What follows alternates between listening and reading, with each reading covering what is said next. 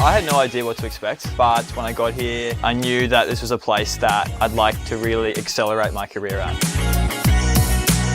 I either wanted to run my own business or I wanted to work for a really innovative company.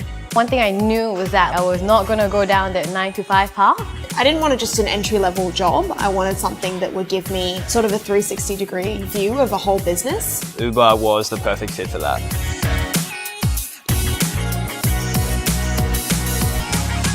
The 3-month grad program was super exciting and fast as I expected it to be. And it really gave us a taste of each team. One thing that really jumped out to me was that there's very little hierarchy. You spend 2 or 3 weeks owning a project where you can then at the end decide which one you want to continue on with. So you can see your impact in the work you do, and I just don't think you can get that in other companies. Every day we have the opportunity to work with people across the globe.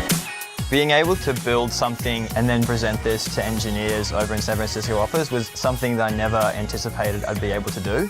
It's really exciting to see how we can shape cities and really have an impact. No matter how much experience you have, no matter what background you come from, the best idea really does win. If you want something that's different and challenging, then just apply.